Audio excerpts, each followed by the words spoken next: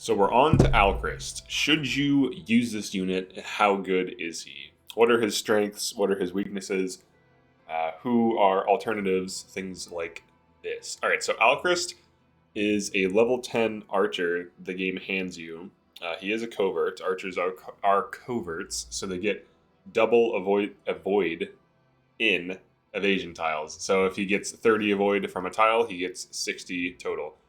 His growth rates are actually pretty solid. He has 65% HP, 30% strength, 10% magic, 40% dex, 45% speed, 30% defense, 20% res, 15% luck, and 10% build growth. So these are his bases without his class. So every 10 level ups on fixed growth mode, he will get 6.5 health levels, 3 strength levels, 4 dex levels, 4.5 speed, 3 defense, 2 res, and then 1 build. The build does help him long term.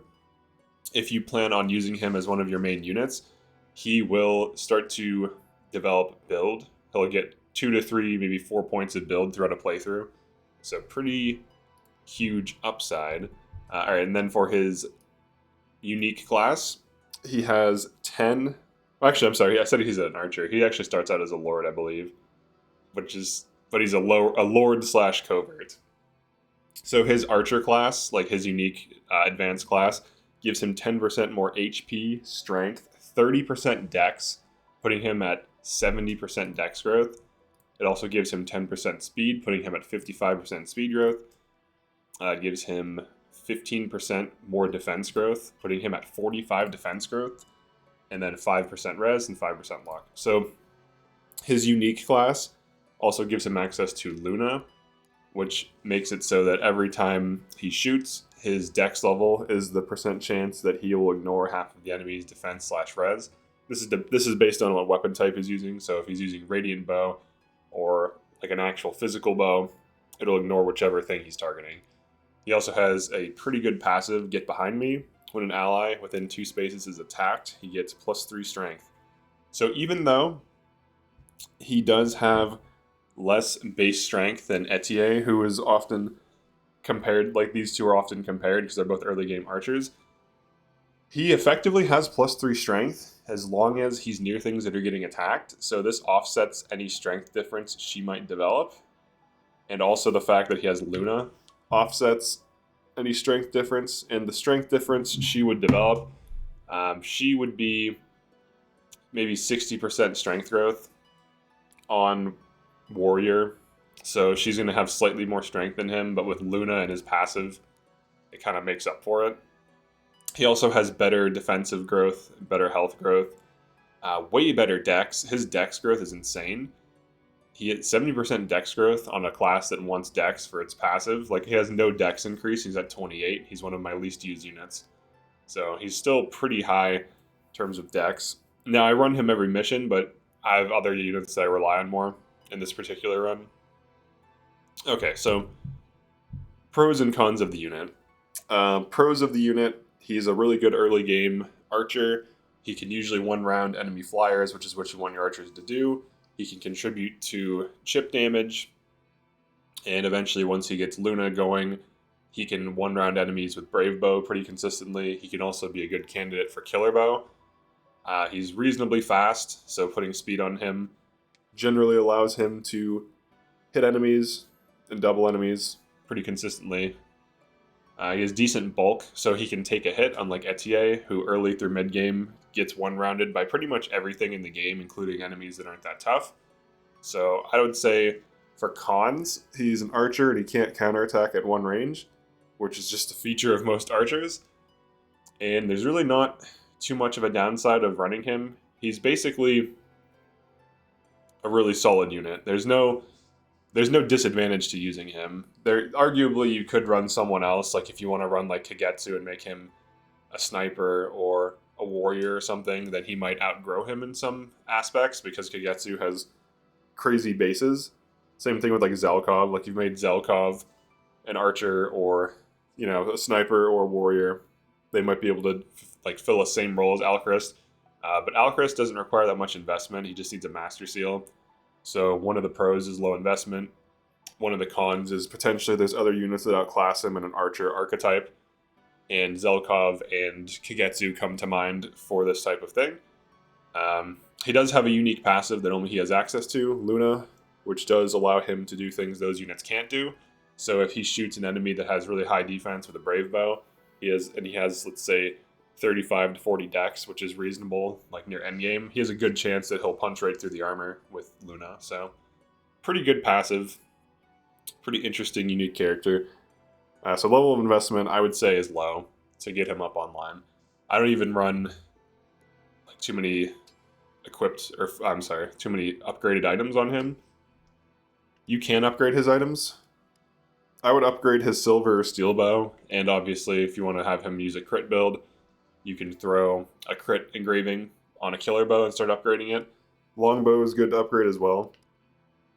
I have silver and steel because silver is a little bit heavier, steel is a little bit lighter, so when I need speed, like if I'm going for doubling, I'll switch between them, but you really can just run one or the other. You don't have to run both. And then killer bow could also be used as a stand-in for the steel, because it basically does what the steel does in terms of weight, but it's just 2 points less damage in this case. Now this is with it being +1, so I think it's like 3 to 4 points of damage less because it has access to huge crit rate. So that's pretty much that. Alright, so let's talk about best classes. So I think his best class is his unique class. Tier D Elite, however you say that. I think there's no reason not to go into this because of Luna. Like, his whole thing is he's geared towards dex growth, and he can snowball dex, especially if you farm kills on him as you do missions. Like, if you just keep letting him kill more enemies and other units, he'll start snowballing dex, and he'll become a damage carry, especially on Brave Bow.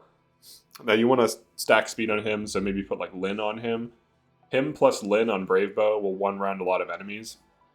He can also do the crit build, which is pretty effective. And between, if he doubles with a crit weapon, he has 2 chances to roll crit and 2 chances to roll Luna. And if he hits high levels of dex and high levels of crit, you're looking at a very consistent, even when doubling, chance to either crit or proc Luna or both, because you can proc both. So you can crit and then Luna triggers, and then it also ignores enemy defenses, and in some instances one-rounds them, or one-shots them, rather. Other classes he could be good on. You could put him on Sniper for the plus crit, but I don't think it's worth it. So let's go to Sniper, wherever it is. Here we go, Sniper. So yeah, Sniper just seems objectively worse than his class. It has like no stat increase. It's literally just stat decreases. You lose a build, you lose dex, 2 speed, you lose 3 points of defense, you lose 3 points of res. Yeah, so Sniper, even though you can get +10 crit on it, I don't even think it's worth it. I think his main class is worth it. And then for Bow Knight, this is like another option that I don't think is worth it. I think he's best on an archer class, though arguably his bases are good enough he could go on other things, because he has 45% speed growth and 30% strength. So he could go on like Wyvern, for example, if you wanted to. You don't have to, obviously. I don't even recommend it, but you could. High Priest, I don't recommend putting him on things like High Priest, Martial Master, or any mage classes. I don't think that makes any sense. Wyvern could be decent for him, but it's just throwing out the unique aspect of him, which is his bows and his elite class, or his unique class. So Wyvern could be viable. He would be at 50% speed growth and 50% strength, and with those bases on a Maddening run, that's pretty decent. Gives him access to whatever weapon, like 2-weapon combo you want. Griffin Knight on him could also be viable. It puts him at 40% strength and then 65% speed, so he'd be an insanely fast, flyer. So Wyvern for damage and speed, Griffin for utility and speed. I'm sorry, for damage and some speed, for utility and some, then Griffin for utility and some strength and a lot of speed. If you want to run him on that. You don't have to, and I don't recommend it. Wolf Knight, he could be okay on Wolf Knight. Basically, he could be decent on Wolf Knight, Griffin Knight, or Wyvern. To some degree, Paladin, but I think it's not as good as the other ones. I wouldn't put him on tanks. I wouldn't put him on mages. I wouldn't even put him on other... Like, putting him on a warrior, like, look at how many stats. Look at the difference in accuracy on this class. You lose 5 points of dex. 5 points of dex is the equivalent of losing 10 hit. So that's a difference You do gain build, you gain some strength, but you lose dex, you lose a point of speed. You actually lose defense and res. So his base unique class is tankier than a warrior, funny enough.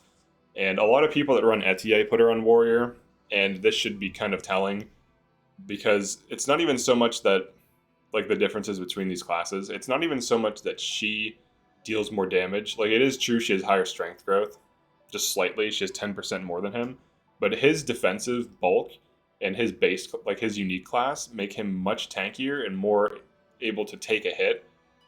Like losing defensive stats and speed means that when you get hit, you take more damage, and losing speed, even if it's just a point or two, means that if you get doubled, you are going to take way more damage than if you were to not get doubled. And now it does have 10 build, but he has 10% build growth, so he should eventually catch up to this. But I think his unique class is actually really good. It's kind of like a bruiser archer that's pretty solid. So I think that's his best class. Then other options I would say are like Paladin, Wyvern, Griffin, and Wolf Knight. But even then, I still think his unique class is his best option. All right, so let's talk about passives before we go to the Forge guy. There might be some spoilers in here. Maybe not really. Yeah, this one's still like chapter 18. All right, he's down here. All right.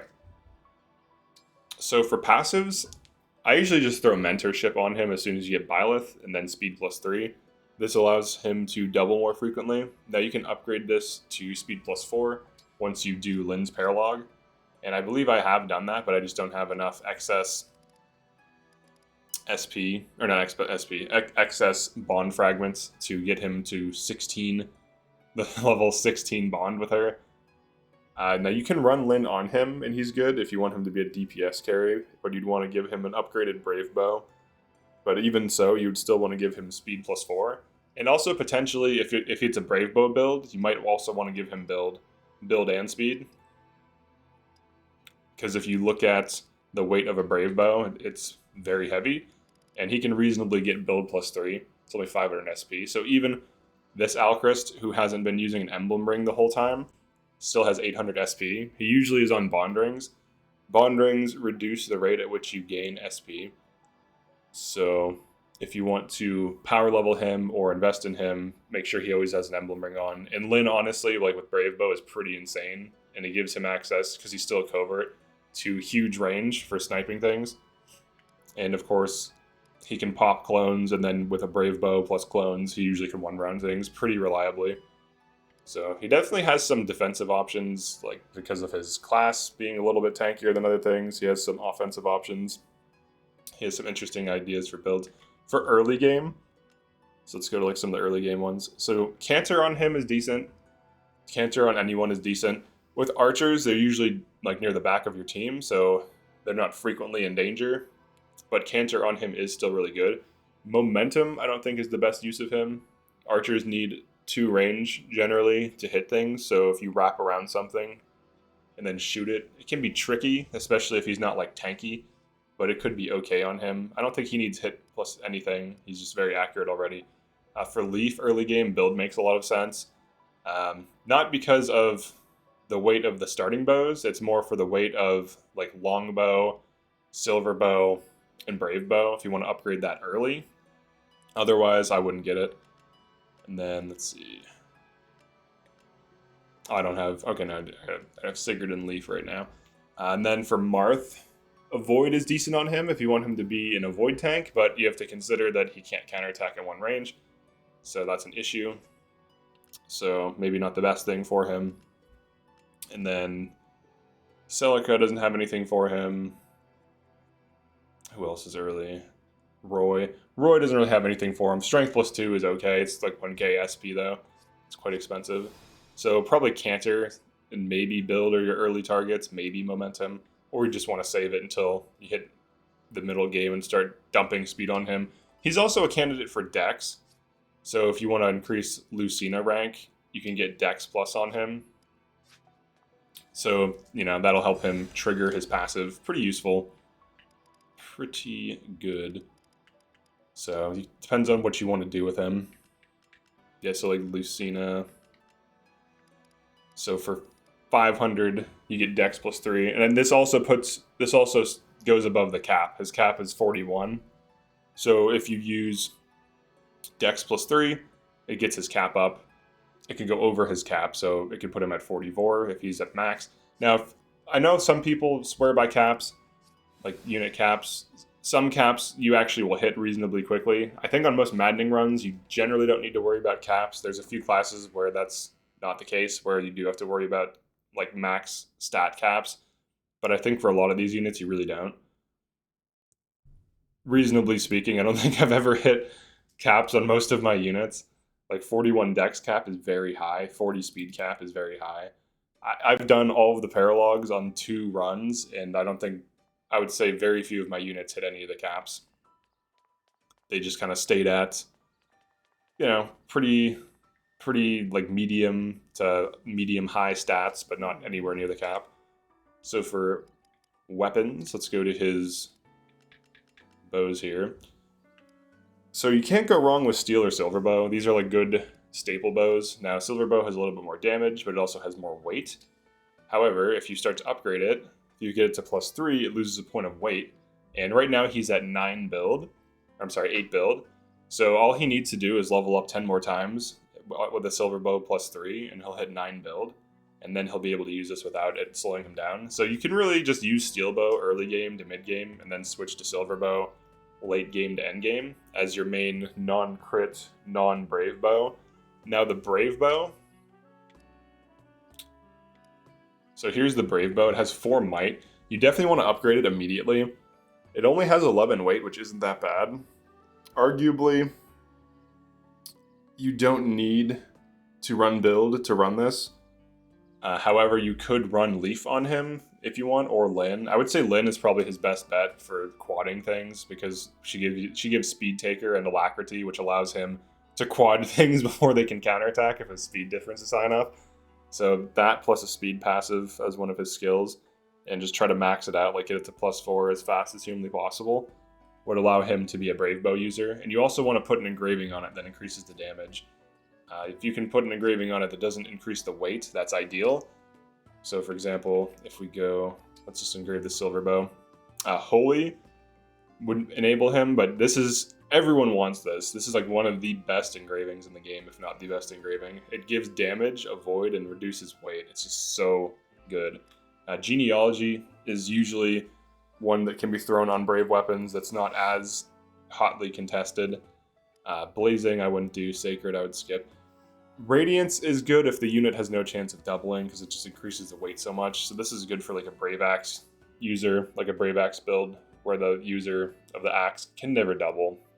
Awakening is for accuracy mostly, and reducing weight. Fate is for crits. Academy is for accuracy mostly. So some of these like mid-game upgrades, if you want to do a Brave build, it's going to be Holy or Genealogy.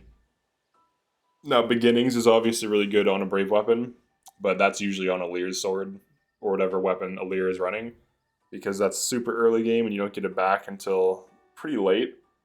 So pretty much anything. Now, if you have the DLC, see, this is the thing with the DLC. I would love if it was balanced, because then it gives you more things to play with. But with the DLC, there's more engravings, so then you have more options. And there's engravings that increase damage without increasing weight. So there's one that gives like +3 might. Here, let me pull these up just to FE Engage engravings. Yeah, Saren's Forest. Yeah, some of these DLC ones are very crazy. Yeah, there's like Soren, +2 might, no increase in weight. It just reduces avoid and dodge. Now on a Brave bow user, that doesn't matter at all. Like Soren and Tiki both give +2 might without an increase in weight. That's so crazy, especially if you're running an Alacrity build. You basically just quad something before it can counterattack, and then it's dead, very likely. And if you're an archer, it probably can't counterattack anyways. And then Hector gives +3 might and +3 weight, so it still gives +3 weight. It does give -30 avoid and dodge. But the DLC has 2, Tiki and Soren are 2 solid options for Brave Bow. And then also Edelgard is pretty good because it's +1 damage, +1 weight. So it's not the worst. And then same thing with Camilla, +1 damage, +1 weight, but also +30 crit. So some pretty interesting options from the DLC that drastically change the game and give you like more tools. All right. So for other bows, Killer Bow with a crit engraving is pretty logical on him. He has high dex, which scales crit. I believe dex increases crit by half of the dex. So as he increases his dex, his crit rate naturally rises slowly. And combining that with Luna and the fact that Killer Bow has low weight, your Killer Bow will actually become a pretty consistent weapon as you approach endgame, because he'll hit like 60 to 70% crit rates, and his Luna will hit like 35 to 40% trigger rate. So then you have a pretty consistent crit weapon / Luna weapon that's also very lightweight. Killer Bow is extremely weight, he can easily handle it, and it basically can just straight up replace the Steel Bow. And also with Erica's engraving, you get insane accuracy, so it just becomes super consistent. The avoid -20, dodge -20 matters to some degree, but generally, if your archers are positioned well, this doesn't matter. You can always trade weapons to have him unequip it, so it's really not the worst thing. I'll be here. And usually he'll be shooting something that's like in your back line or near the back of your forces, so he's usually not in danger anyways. Okay, so let's see. So early game, emblem rings. I would say if you want to, you could run Marth or Sigurd on him. I wouldn't run Micaiah or Celica on him. Roy would be decent. Leaf would be decent. Leaf would just be decent to build SP on him. The build shouldn't really be helping him. It'll kind of enable Longbow to double a little bit more consistently. But Marth would be decent. Roy would be decent. And Sigurd would be decent. But those are usually better on other units because damage carrying with a bow early is kind of difficult. It can only really shoot down flyers. It's not going. You don't have access to like Brave and all these things and Luna triggers super early. It takes some time to build up. But yeah, that's pretty much it for the Alcryst guide. Overall, he's a solid unit that requires low investments, and if you just hand him basic upgraded weapons, he will pop off. And if you also want to hand him Lyn plus a Brave Bow, he becomes a damage carry. So he actually is a pretty strong unit in terms of damage output against non-flying enemies, and he also has good durability and decent speed. So yeah, definitely like and subscribe if you enjoyed this or found this useful. I'll see you in the next one.